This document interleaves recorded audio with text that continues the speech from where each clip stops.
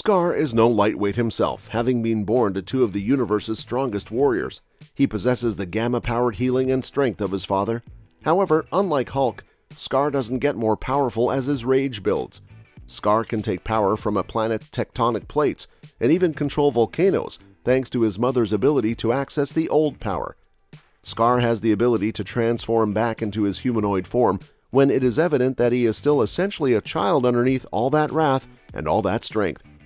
Skaar's origins can be traced back to Greg Pak's, Carlo, and Aaron Lopresti's Planet Hulk storyline. The Illuminati fired the Hulk into space after one of his rampages nearly destroyed Las Vegas. He was supposed to land on a tranquil planet, but he ended up on the war-torn world of Skaar. However, it was revealed that Hulk was a Skaarson, a being foretold to free Skaar from the despotic clutches of the Red King. The Hulk accomplished this with the help of an army of alien gladiators, becoming King of Skaar in the process.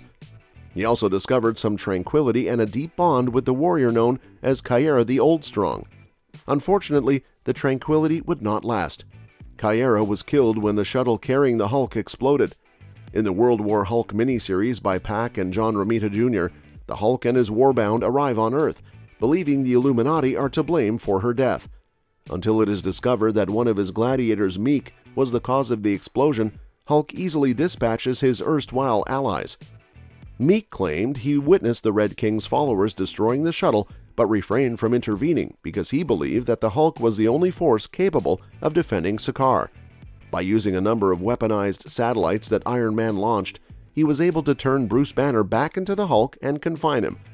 Although Caiera was long gone, her son Skaar survived and grew into a great warrior. Because of her connection with the One Power, she could also converse with him from beyond the grave. When Galactus arrives, aiming to consume Skaar, his ferocity costs him everything.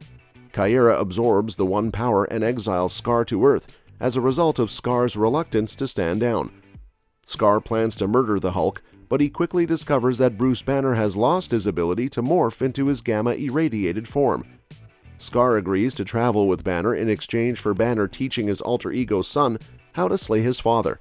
Skaar becomes a hero, facing out against the Intelligentsia and Norman Osborn's Dark Avengers. Skaar's entire life is put in motion by his Genesis narrative. He's a tragic figure who loses his parents before he's born and is forced to grow up too quickly. He spent his brief infancy battling for survival, and now he's a full-grown Hulk with even more father issues than Bruce Banner. Skaar is fortunate to have turned out as well as he did. The question now is whether or not we can witness the Skaar narrative in the MCU reality. How the MCU has adapted Planet Hulk. Thor Ragnarok takes some inspiration from the Planet Hulk comic, where Hulk goes to Skaar, fights in the gladiator arena, and makes friends with Meek and Korg. But the movie makes Hulk's Skaar trip a lot more fun than the comic. Ragnarok makes it look like Hulk needed a break from Earth, not like he was kicked out and enslaved. He was more of a hero than a prisoner. He also didn't become the king of Skaar, but he did help Thor ruin the Grand Master's Day when they left the planet. Banner's life changed a lot in the MCU after he came back to Earth, with Thanos wiping out half of everyone and him becoming Professor Hulk. Ragnarok didn't lead to a World War Hulk sequel, and it didn't show Skaar in the MCU. But She-Hulk, Attorney-at-Law, shows that Hulk stayed in touch with Skaar over the years. We saw a Skaarian guy come to Earth, and Hulk go back to the planet to handle some stuff. It seems that he met his son he didn't know he had. There's a lot of stuff happening off the screen right now. We don't know why Hulk went back to Skaar. Was it to meet his son? Or was it to help with the trouble caused by the Grand Master's fall? Where will Skaar appear next? Skaar's cameo in the She-Hulk finale shows that Marvel has more plans for him and his dad. Maybe they'll both be in She-Hulk Season 2 if Marvel confirms it. Or maybe we'll see Hulk and Skaar in 2024's Captain America: New World Order. We know that the leader is coming back in that movie, so it makes sense to have some Hulks around. And if New World Order is like Civil War, it'll be more of an Avengers movie than a Cap movie. The She-Hulk finale also hints at a possible Hulk movie soon, but Kevin says She-Hulk won't be in it. There have been rumors that Marvel is making a World War Hulk movie, and this could be Marvel's way of saying yes. But don't expect a faithful adaptation of Planet Hulk or World War Hulk in the MCU. These comics were about a Hulk who was angry and hurt. The MCU's Hulk is happier. but we might see some parts of both comics in a World War Hulk movie or show. That project might answer some questions about Skaar's birth and show us what Skaar is like now.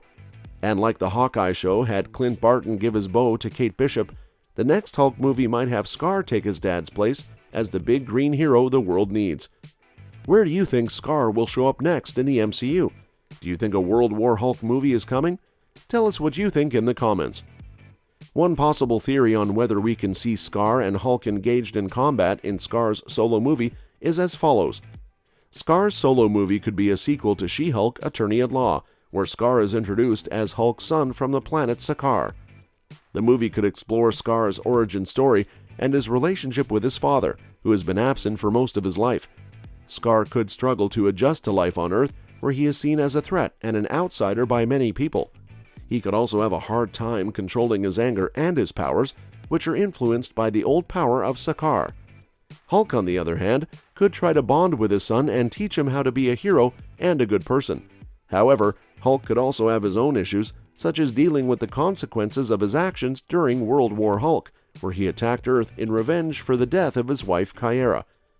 Hulk could also face challenges from other enemies, such as the Leader, who wants to use Skaar's power for his own nefarious purposes. The movie could culminate in a clash between Skaar and Hulk, where they have different views on how to deal with their enemies and their problems. Skaar could be more violent and ruthless, while Hulk could be more compassionate and reasonable. Their fight could be triggered by a misunderstanding, a manipulation, or a betrayal. The fight could also be influenced by their emotions, such as anger, guilt, fear, or jealousy. The fight between Skaar and Hulk could be epic and destructive, showcasing their incredible strength and abilities. They could also use their environment and their weapons to their advantage. For example, Skaar could use his sword and his old power to manipulate the earth and fire, while Hulk could use his fists and his gamma rays to smash and blast. The fight between Skaar and Hulk could also have emotional and moral implications, as they are not only enemies but also family. They could hurt each other physically and psychologically, but they could also learn from each other and grow as characters. The fight could end in a draw, a victory, or a tragedy, depending on the tone and the message of the movie.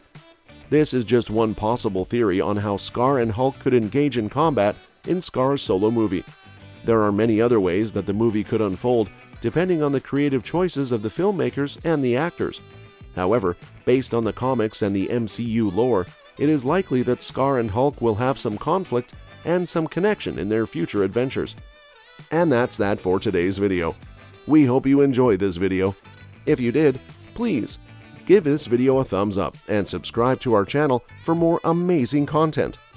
Also, don't forget to comment below and let us know which things impressed you the most. Thank you so much for watching, and we will see you in our next video.